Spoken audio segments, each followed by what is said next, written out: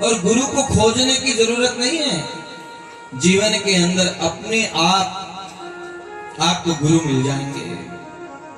भगवत कृपा जिसके ऊपर होती है ना, उसको महाराज अच्छे और सच्चे गुरु मिलते हैं। अन्यथा जगत के अंदर तो अभी ऐसा है, लोभी गुरु लालची चेला और दोनों नरक में ठेलम ठेला। गुरु लोभी नहीं होना चाहिए, चेला भी लालची नहीं होना चाहिए कि गुरु जी का मैं धन हड़प लूं। नहीं, चेला मन कर्म वाणी से गुरु के प्रति समर्पित होना चाहिए। और आपको यदि जीवन के अंदर सच्चे गुरु मिल गए ना, तो समझ लो आपके जीवन का कल्याण हो गया।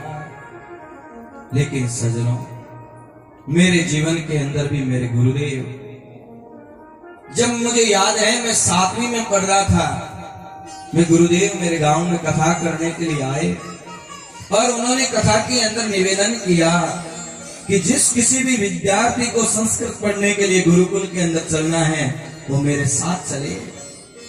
मेरी उम्र बहुत छोटी और मेरी हाइट भी छोटी। मैंने गुरुदेव से कहा, गुरुदेव मेरे ऊपर कृपा कीजिए, मैं चलना चाहता हूं। बोले बेटा उम्र बहुत छोटी है। मैंने कहा महाराज जी मेरी हाइट छोटी है। और गुरुदेव ने ऐसी कृपा करी कि मुझे आज भी वो दिन याद है। हाथ पकड़ करके बीकानेर के पास में एक छोटा सा स्टेशन है, रेलवे स्टेशन नापासर, वहां से हमको दिल्ली लेकर गए। यमुना के किनारे गुरुदेव ने जो दीक्षा दी वो मंत्र आज भी कानों के अंदर गूंज रहा है। लेकिन मेरे जीवन का ये सौभाग्य है कि मुझे मरुधर के भागवताचार्य रूपी गुरु प्राप्त हुए, जिनकी कृपा से, जिनके शुभ आशीर्वाद से आज ये वाणी के अंदर प्रगाढ़ता है। जो आपके सामने मैं बोल रहा हूं ना, ये मेरे गुरुदेव की कृपा है। लेकिन मेरा दुर्भाग्य रहा कि अभी जब मैं कथा में आ रहा था, 10 तारीख को दोपहर को 2 बजे तकरीबन मुझे जो समाचार मिले, दिल्ली एम्स के अंदर गुरुदेव ने अपने 5 भौतिक शरीर का त्याग कर दिया। कथा की व्यस्तता के कारण मैं जा नहीं पाया। ये मेरा दुर्भाग्य है। लेकिन जैसी गुरुदेव की इच्छा, लेकिन ये भी कृपा है कि उनकी 12वीं पर 20 तारीख को मैं गांव पहुंच जाऊंगा। उनका आशीर्वाद, उनका स्नेह, उनका ममत्व मेरे पे जितना रहा, मुझे नहीं लगता है कि किसी के ऊपर रहा। मुझे याद है बीकानेर के अंदर कथा चल रही थी, मैं और रमेश जी गए थे। वहां पर सैकड़ों लोग गुरुदेव के कक्ष के बाहर खड़े थे। लेकिन जो सेठ थे ना, वो प्रोटोकॉल रखते थे, बोले महाराज जी से मिल नहीं सकते। मैंने कहा एक बार आप दरवाजा तो खोलिए। महाराज जी भीतर खड़े थे, दरवाजा खोला, धर्मेश तुरंत मुझे हृदय से लगा लिया। कहीं भी कथा होती थी, लाखों लोगों की भीड़ रहती थी उनकी कथाओं में। मैं जब जाता था, खुले मंच से, मुक्त कंठ से मुझे आशीर्वाद प्रदान करते थे। प्रत्येक गुरु पूर्णिमा को मैं फोन करता था, वो उठाते नहीं तो तुरंत या दूसरे दिन मेरे को मुक्त कंठ से आशीर्वाद देते। और इस बार गुरु पूर्णिमा के दिन तो इतनी कृपा हुई कि आप श्री ने चला करके मुझे फोन किया। ये मेरे जीवन का सद्भाग्य है। ऐसे गुरुदेव के चरणों के अंदर मैं वंदन करता हूँ, प्रणाम करता हूँ। और आप लोगों से भी मैं निवेदन करता हूँ, 2 मिनट मौन धारण करके मेरे पूज्य गुरुदेव, जिनका नाम मैं व्यासपीठ से नहीं ले सकता क्योंकि गुरुदेव का नाम लेना भी अपराध है, इसलिए मेरे पूज्य गुरुदेव मरुधर के भागवत आचार्य श्रद्धे गुरुदेव के चरणों के अंदर 2 मिनट हम सब मौन रह करके उनको सच्ची श्रद्धांजलि प्रदान करें। बड़ी भाव से आप 2 मिनट मौन रह करके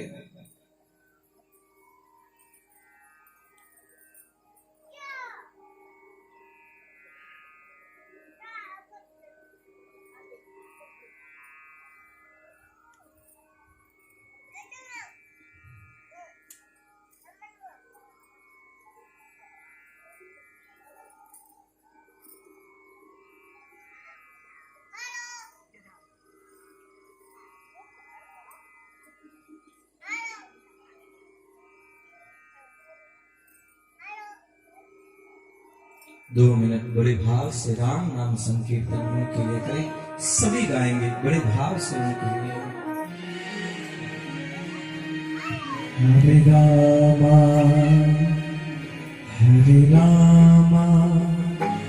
राम राम हरे हरे राम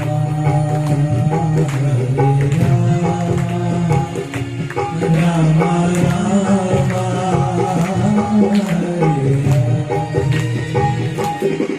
हरे कृष्णा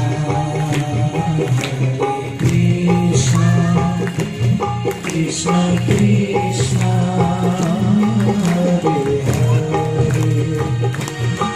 हरे राम राम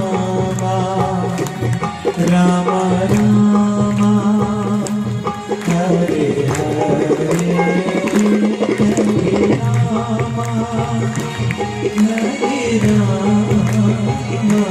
राम राम हरे हरे कृष्णा कृष्णा कृष्णा हरे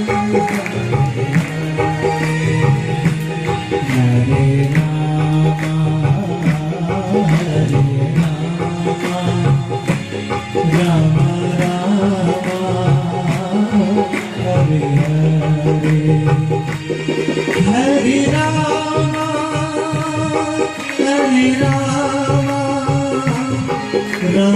राम हरे हरे कृष्णा कृष्णा कृष्णा हरे हरे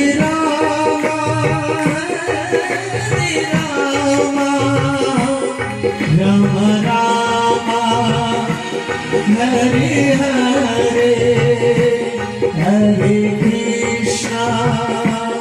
हरे कृष्णा कृष्णा कृष्णा हरे हरे कृष्णा कृष्णा कृष्णा हरे हरे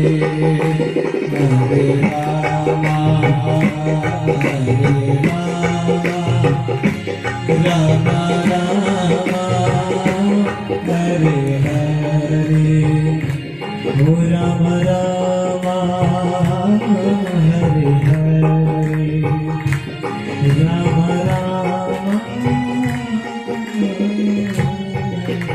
सदगुरुदेव के चरणों के अंदर व्यासपीठ से मैं भावपूर्ण श्रद्धांजलि अर्पण कर रहा हूँ।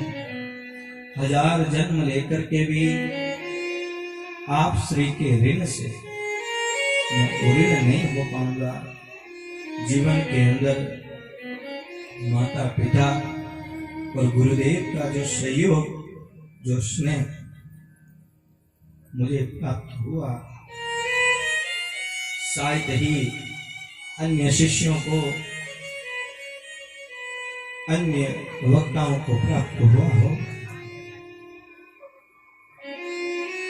कहीं भी रहे गुरुदेव देश विदेशों के अंदर बहुत कथाएं की, उनका नाम से पूरा राजस्थान गूंजता था। नापासर की धरोहर को जिन्होंने सुदृढ़ किया, नापासर के विप्रों को, पंडितों को जो मान सम्मान आज देश विदेशों के अंदर मिल रहा है, महाराज श्री की कृपा है। उनकी वाणी के अंदर सरस्वती की इतनी धारा प्रवाह बहती थी कि कितने भी बड़े विद्वान पुरुष आते थे, उनकी कथा के अंदर भाव विभोर हो जाते थे। मुझे आज भी याद है, दिल्ली कथा के अंदर मैं उनको देखा, मैंने कहा गुरुदेव की तरह कथा करनी है। और जब मैं व्यासपीठ के ऊपर बैठा, मैंने गुरुदेव से आदेश लिया, गुरुदेव आप यदि आदेश करो तो मैं भगवत कथा करूं।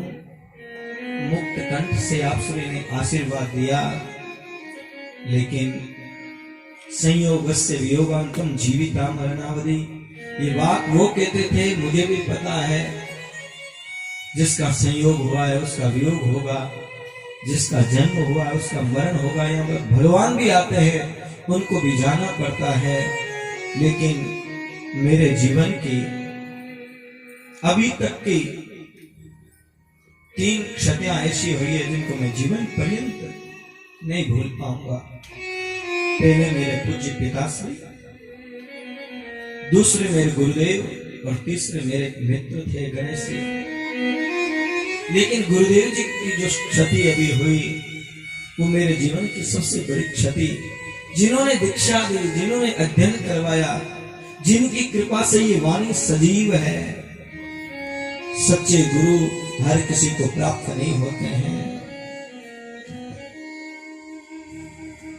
वो जहां कहीं भी है, मुझे पूर्ण विश्वास है आज भी अपने शिष्यों को, अपने भक्तों को मुक्त कंठ से आशीर्वाद दे रहे हैं।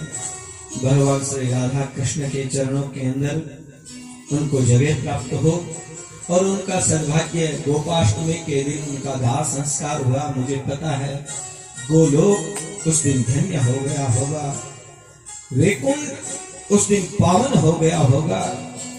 इतने बड़े भागवत के मर्मज्ञ विद्वान गोपाष्टमी के पावन पर्व पर जब गोलोक पहुंचे, जिन्होंने हजारों कथाएं की, तो गोविंद कितने प्रसन्न हुए होंगे, तो गुरुदेव या गोपाल जानते हैं। ऐसे गुरुदेव के चरणों में मैं वंदन करता हूँ, प्रणाम करता हूँ। भाव गंगा के अंदर बह गया, क्योंकि गुरु की कृपा ही ऐसी होती है। तो नारद जी ने ध्रुव जी से कहा, अपने